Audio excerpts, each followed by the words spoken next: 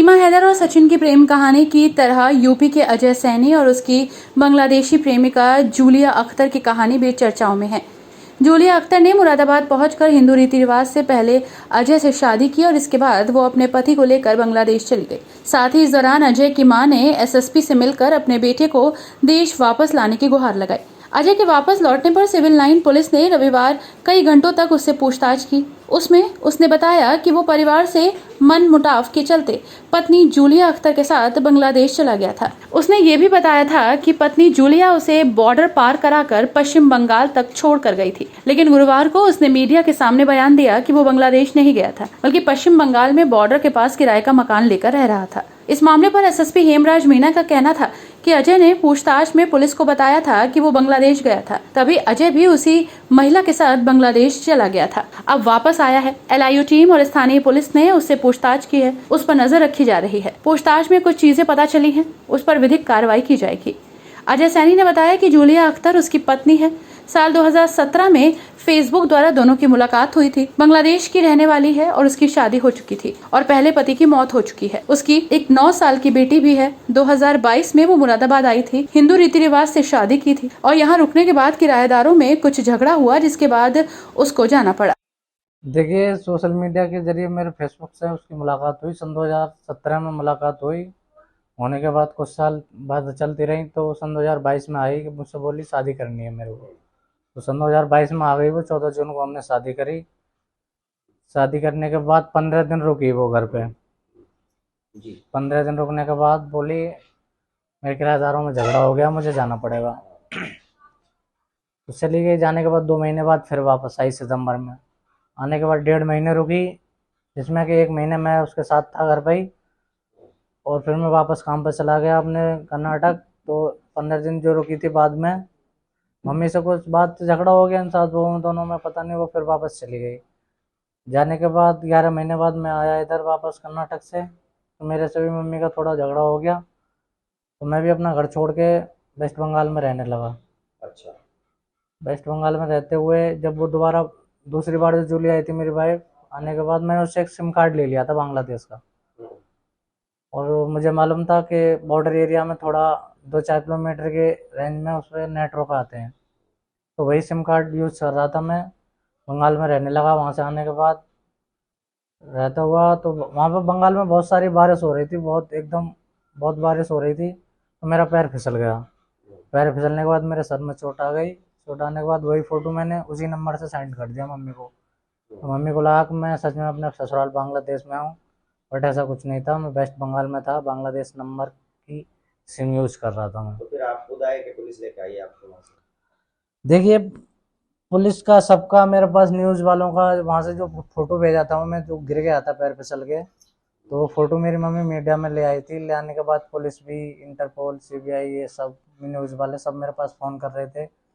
सबने ये video send किया। मैंने देखा कि मैं न्यूज़ में चल रहा हूँ, सर फटा हुआ कि तो मेरे सर में चोट लग गई थी उस दिन फिसला। तो बाद में सब पता चला। तो मैं किराया कम ले रखा था, तो दीदी से मैंने पैसे मांगे थे कि ऑटो रिक्शा चला रहा था, इतनी कमाई नहीं हो रही थी। 3500 रुपये का कमरा किराया था उसका।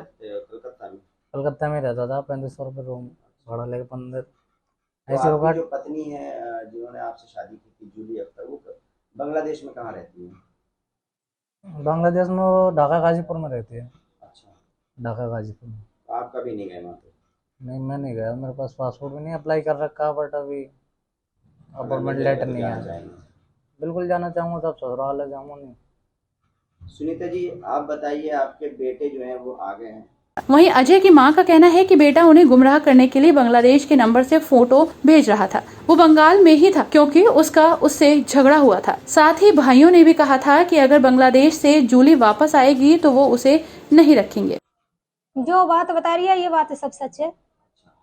मैं तो बड़ी खुश हूँ, सही मेरे पास आ गया। बहू तो आई नहीं है आपकी? जो जब मन करेगी बुलाएगा तो आएगी, ना बुलाएगा ना आएगी। आप रखना चाहेंगे अगर जूली नहीं, आती है तो? मैं ना रखना चाहूंगी। अभी अजय क्या कह रहे हैं, वहाँ जाएंगे? उनकी मन की राजी है सब। तो जो घटना थी, आप बहुत परेशान थी, पुलिस में आपने शिकायत की थी, पुलिस ने आपसे कुछ पूछताछ की आपसे या अजय से? हाँ, पूछताछ हो गई सारे। क्या बातचीत हुई? जो बातचीत है यही चल रही है, यही बातचीत है, जो बात सच है वो बात सारे बता दी उन्हें। जो सब में मानने ना मानने कोई वो होना है ना, लेकिन मैं अपनी पास में रखना है सकती हूँ।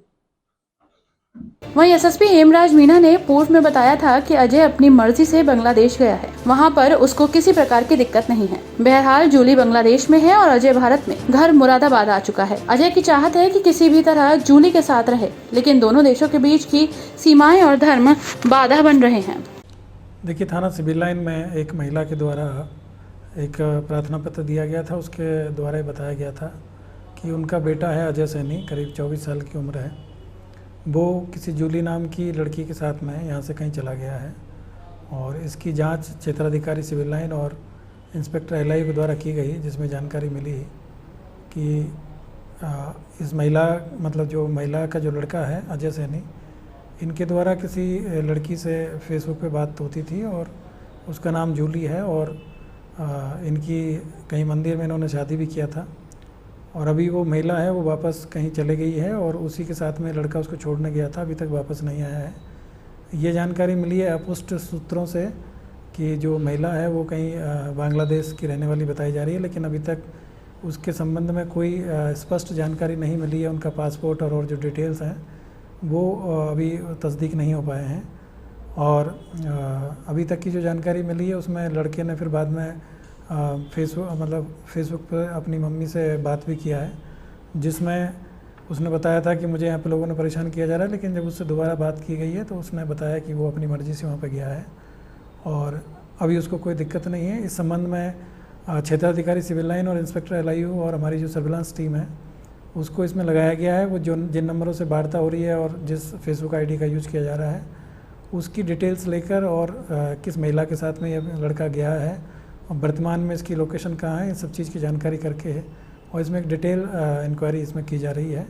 अभी तक की जानकारी में कोई इस तरह की कोई गंभीर बात इसमें प्रकाश नहीं आई है और जो लड़का है उसने ये बताया कि वो अपनी मर्ज़ी से गया है। उससे आज भी जो उसकी माताजी से उसकी बात हुई है और इस संबंध में विस्तृत जांच की जा रही है। इस संबंध में कोई इस तरह की चीज़ें लड़के के द्वारा नहीं बताई गई है। वो माँ और उस बेटे के बीच में क्या बात हुई थी इसके संबंध में अभी इस चीज़ की कोई पुष्टि नहीं हुई है कि उसके साथ में किसी ने मारपीट किया या कहीं अन्य किसी प्रकार की कोई उसको परेशानी हो रही है। उसने यही बताया कि मुझे कोई दिक्कत नहीं है, मैं अपनी मर्ज़ी से आया हूँ और इसके संबंध में जो प्रोसीजर होता है उसी के आधार पर आगे किस में कार्रवाई की जा रही है और इसकी जांच है इंस्पेक्टर एलआईयू को दी गई है और सीओ सिविल लाइन इसकी जांच कर रहे हैं और सर्विलांस के माध्यम से जो भी इलेक्ट्रॉनिक माध्यम से इसने जहाँ जहाँ संपर्क किया उन सब की डिटेल्स इसमें कलेक्ट की जाए।